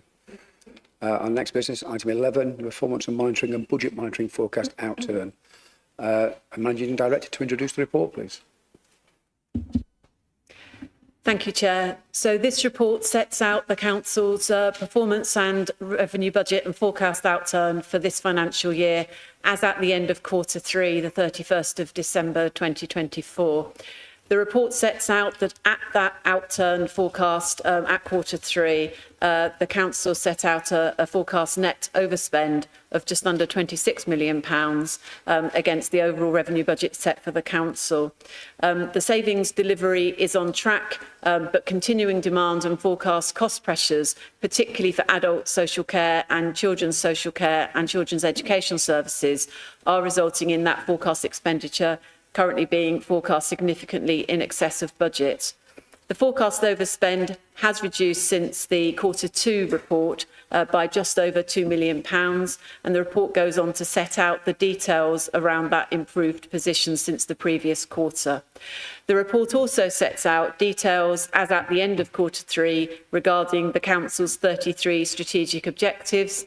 The report details those areas where the Council's performance is strong and good, and indeed also those areas where the Council's performance at the end of Q3 requires review or requires action. The details around the performance measures, together with the details of the financial forecast, are set out in the series of appendices attached to the report.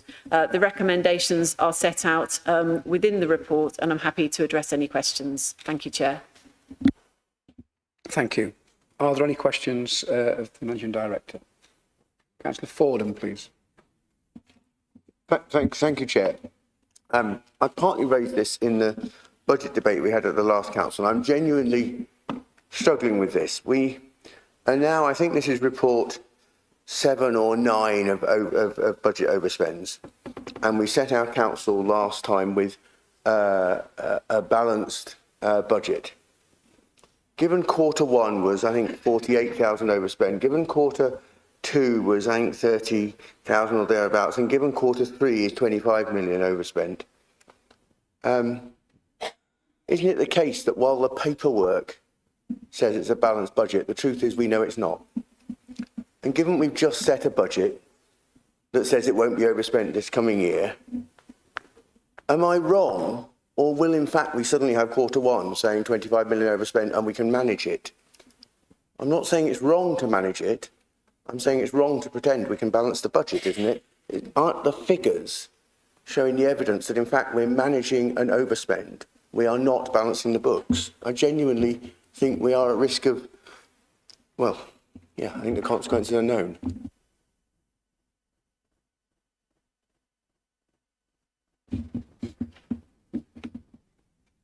Yes, please. Thank you, Chairman, and thank you, Councillor Fordham, for the question. And I will start my response to the question recognising it's a joint report by also inviting, once I've made my comments, the Director of Finance, if he wishes to add any further comments. So in response to your question, clearly the Council has a legal duty to set a balanced budget. We have a very large budget and a very complex budget. And so when we set the budget, we have to make a range of assumptions assumptions around what we expect to take place in the year. And those assumptions are required to be delivered with professional judgment across all of the areas of council responsibility, so all the functional areas, as well as the professional judgment of indeed the Section 151 officer. But nevertheless, there isn't certainty about the environment in which we operate. And as we have faced significant challenges, both in terms of the demand for services and also the somewhat volatile nature of the economic climate that we've faced over the last few years, those assumptions, albeit applied with significant financial and functional professional responsibility, are indeed still assumptions. So I would assure Council, and in response to the question, that the fact that a balanced budget is set doesn't protect ourselves against changes that happen during the course of the year. And what we also do as part of setting that budget is making sure that we have sufficient capacity and resilience to manage any unanticipated changes as the year progresses. And so I wouldn't agree with the assumption that was being held by yourself, Councillor Fordham, that effectively the Council, when they consider the budget that it's setting each financial year, is not setting a balanced budget, but clearly there are changes that create pressures which then need to be managed during the course of the financial year. I don't know if Mr. I've forgotten your surname, Kenyon would like. That really, and obviously we as a large organisation, we've got lots of financial risks, and those risks are explained in the report. Lots of the pressures are related to demand pressures that weren't foreseen when the budget was set. So it's a professional judgment at the time, and obviously we're managing the pressures as we can, depending on what they are. Could I have a proposal, please? Councillor Spencer. Thank you, Chairman. And for the very last time. Councillor Fordham, we're going to have a quick lecture on economics. And we're going to have a discussion about, we've been through this in detail at the last full council meeting because we have been accused of trying to hide this because of the schedule of meetings. So we had a discussion at last full council, we've had a discussion at Cabinet, and we'll have the same discussion again today about the challenges the authority faces. And to suggest that the balanced budget that has been put forward by this authority in some way is inappropriate, and we are putting forward a budget that is not achievable is wrong. And this has been convoluted with the quarterly returns that come in that monitor the budget. So you can't confuse the two issues.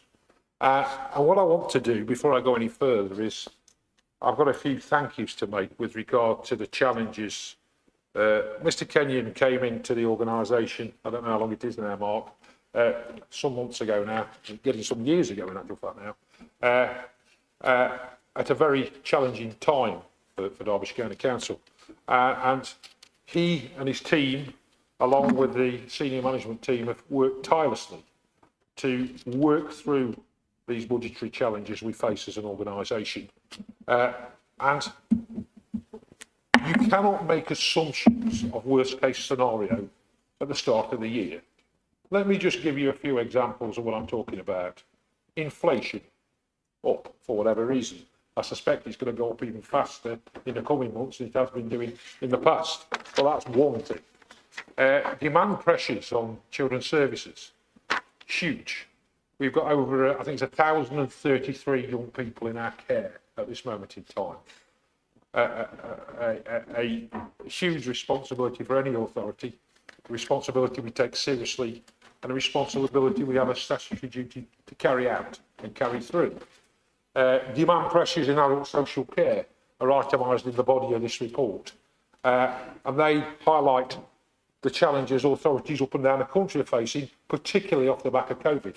And we still live with the challenges that have come about by that incredibly challenging time for the authority.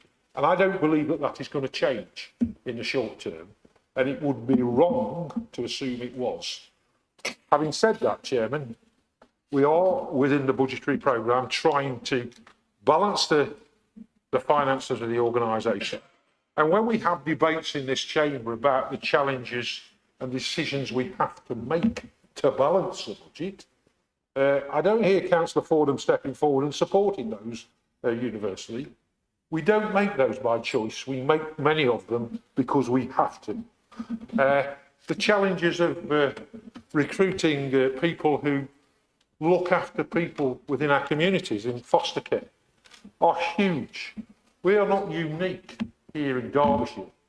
Those challenges exist right away across the UK. And those people make a massive contribution to helping those young people and reducing the financial burden on the taxpayers. And they should be applauded for everything they do. But Councillor Fordham, you cannot make the assumption that every quarter, first quarter, there's going to be an overspend. There may be not. But I am confident that the work that has been carried out by the finance team, the strategic team over the last year has seen a travel in the right direction as far as the overspends are concerned.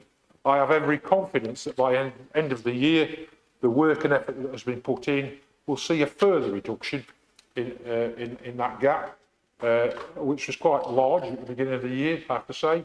We've worked tirelessly to tackle it, and I want to applaud the efforts that everybody has made to do so.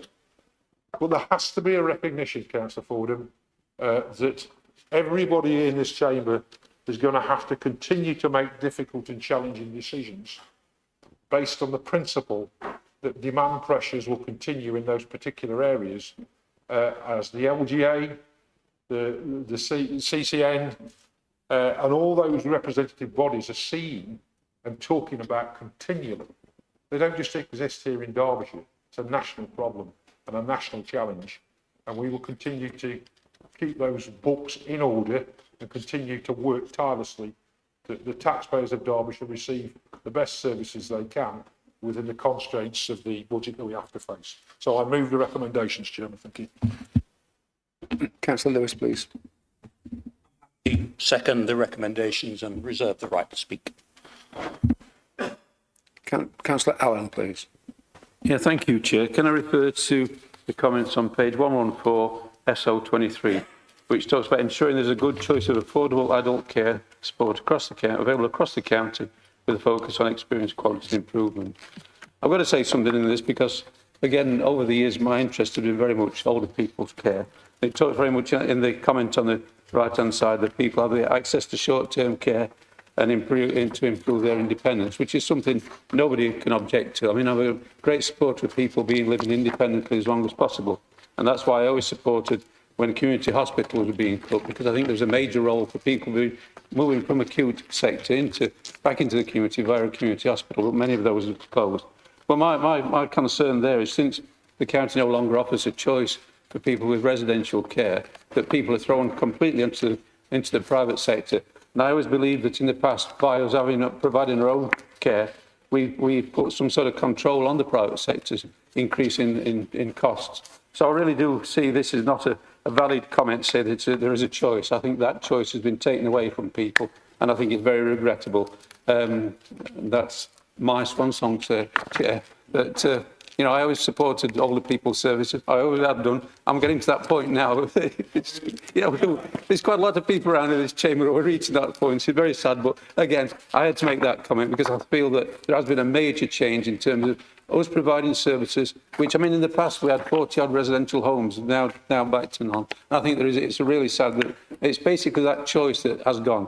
So I regret that. Thank you, Chair. Thank you. Councillor Major, please. Thank you, Chairman. I'm not going to carol because we know that back in Erewash, it seems to be a bit of a game at the moment to talk about Derbyshire County Council's budget and adult social care, children's services, and they don't want to talk about what they're doing. But it's quite difficult. It's not just a problem here. It's a problem across the whole of upper tier authorities in terms of how you possibly fund going forward adult social care and children's provision. Looking at when we looked at the budget only last month, you would see an 80 million pound in costs in cost pressures in adult social care and children's services, while raising council tax only brings in £20 million.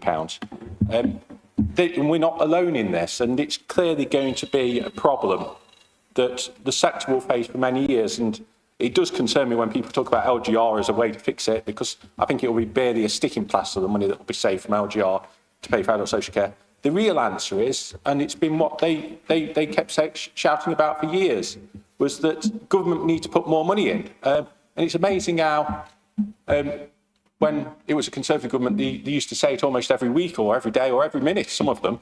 But now it's deadly silence on needing more money for adult social care and children's service from central government. And we did used to hear colleagues about how once they've got in power, they would have all this money and the money tree will provide. They didn't say the money tree, but we know what they meant. And they'll get growth. Well, we've seen today what's happened with growth, haven't we? Growth revised down to 1%.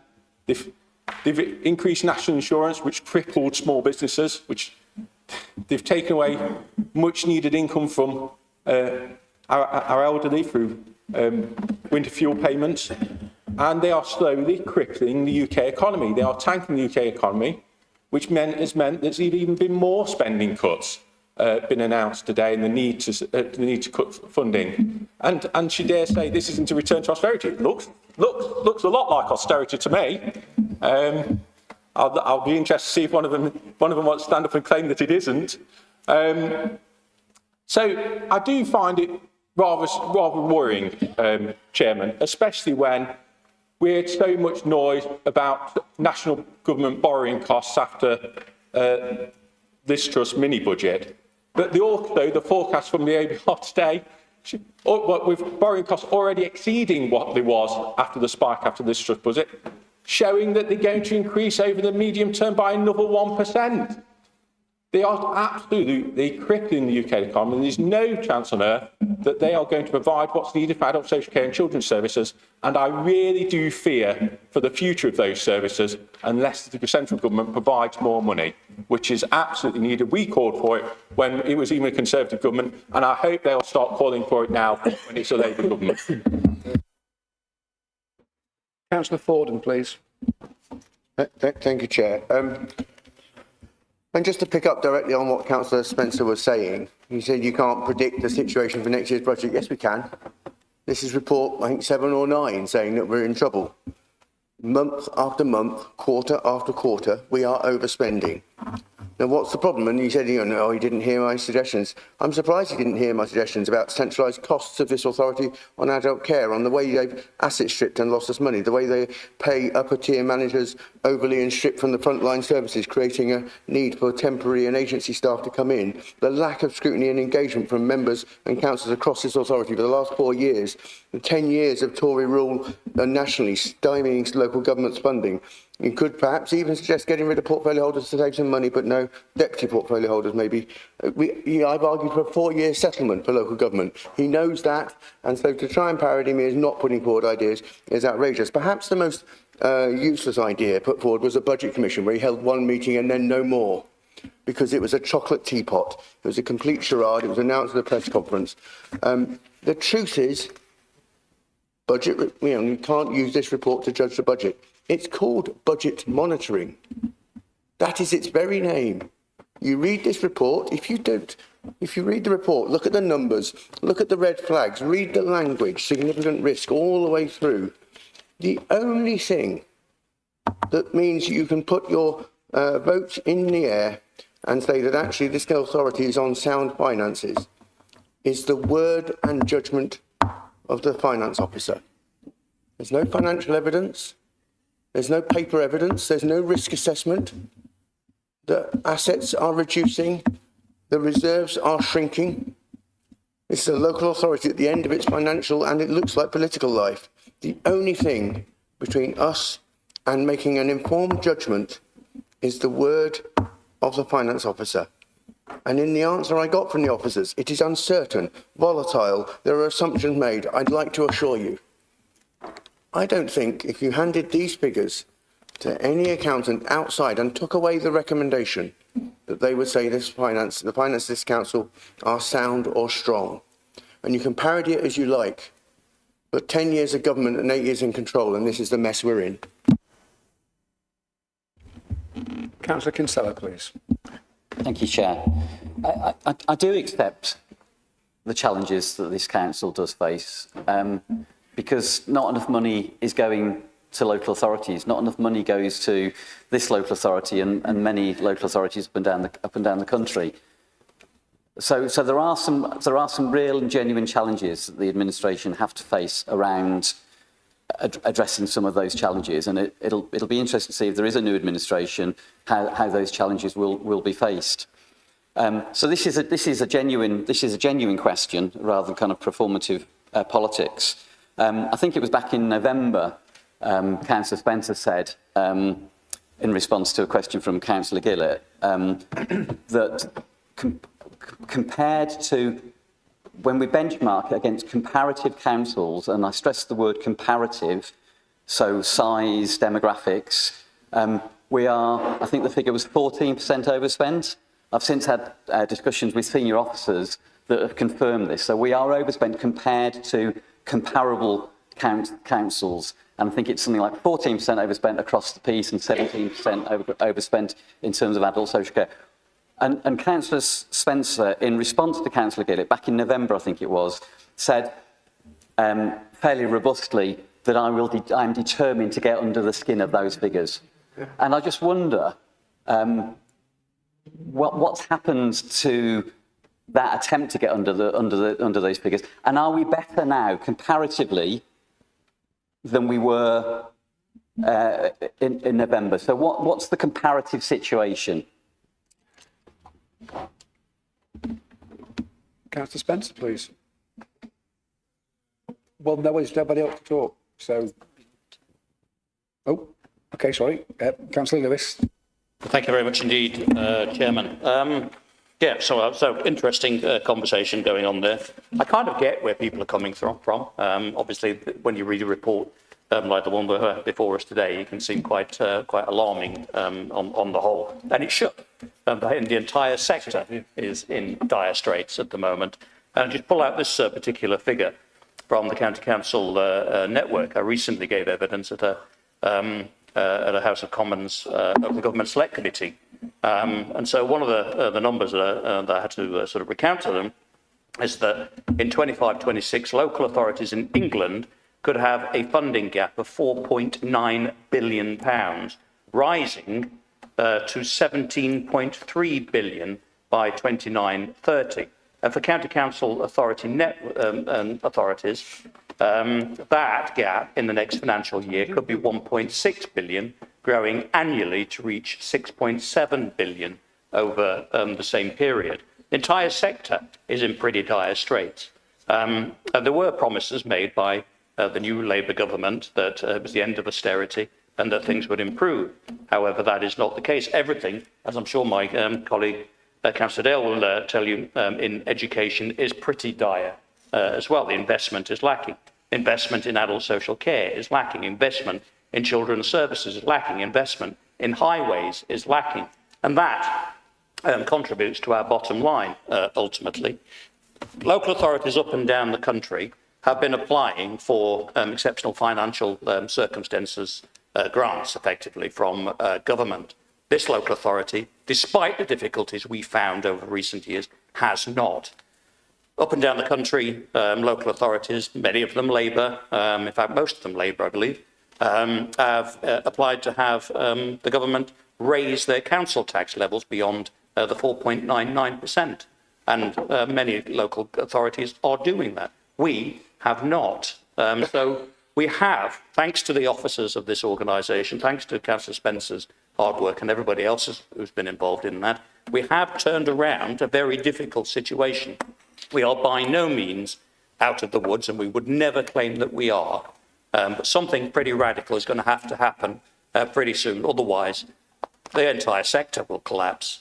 And we know that from the sender budgets as well, that we have particular issues there. If the statutory override becomes due on March 26, I believe it is, then at least half a dozen local authorities will collapse overnight, and in over a dozen more will be under threat within 12, 24 months. That is the scale of the problem that is facing this sector.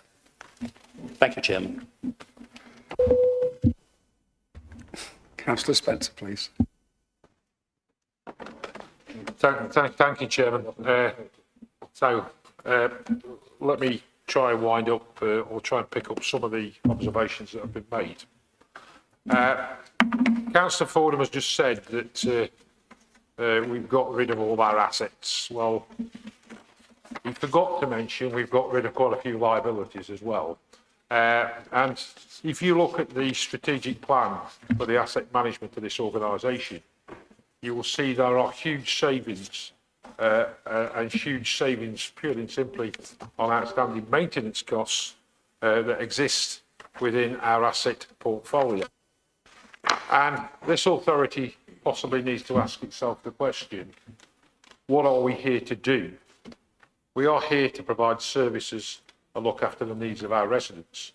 We are here to own buildings and facilitate buildings that are not used to their full potential as a consequence of changes in working practice. So it is foolish to suggest that disposal of assets is something that should not be considered. I've also heard today, Chairman, about what do you do to face the challenge of ongoing inflationary costs, particularly in adult social care. Well, there was a document published, I think it was 2014, by Sir Andrew Dilnott, that highlighted the issues that we are now facing. He highlighted the issues that every authority up and down the country would face with a change in demographic makeup as a consequence of people living longer and their needs being more complex. And that is what the barrel of the gun we are looking down right now, Councillor Fordham. And I personally believe that those proposals in their entirety should have been picked up by central government and delivered on. And if they had have been, local authorities across the country wouldn't be faced with the challenges they face within social adult care as they are now. So, yeah, it was. Don't get me wrong, I'm trying to point a finger at, I'm being honest. With regard to the council's initiatives to address and balance the books, you have to accept that these challenges are not going to go away. And you have to accept also that whoever is in charge of the budget of this authority after the election, those challenges will continue to exist. Like I say, we will continue to address them as best we can within the constraints we've got.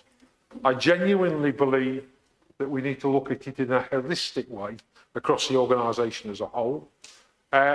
We've heard a lot about investment in roads, investment in other services that the council is obliged and should be obliged to deliver to a satisfactory standard. And those pressures will always continue.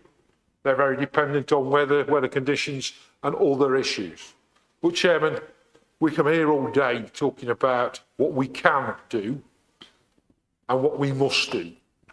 But there is a challenge for us all to face, and I hope at the end of this administration that people take that challenge seriously and don't try and undermine it in some way or other and suggest that the measures that have been put in place, which, like I say, have been done diligently, have not achieved their objective, because I genuinely believe they have. So, Chairman, I move to the vote. Thank you. Thank you, Councillor Spencer. Can we open the vote, please?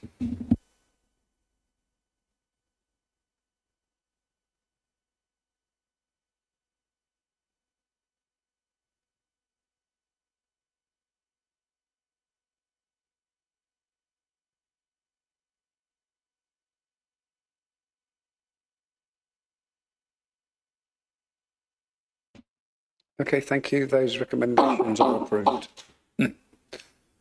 Our next business is elected members' questions. The first question is from Councillor Burfoot to Councillor Cupid, please.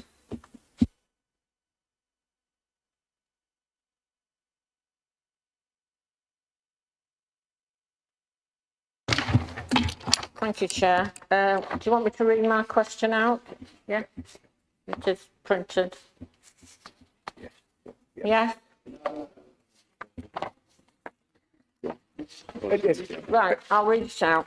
Okay. Most councillors will be aware of the huge amount of money, over £2 million in less than 1 year, paid out in compensation for damage to vehicles caused by the huge number of potholes throughout Derbyshire. Does the council agree that it would be better to spend this money on fixing potholes to a high standard rather than compensating road users for damage to their vehicles, not to mention compensating cyclists and pedestrians for injuries caused by drivers attempting to avoid the potholes? Councillor Cupid, please. Thank you, Chair, and thank you to Councillor Burfoot for your question and for your patience, because I know it was tabled a little while ago. I would firstly correct the figures in your question, as the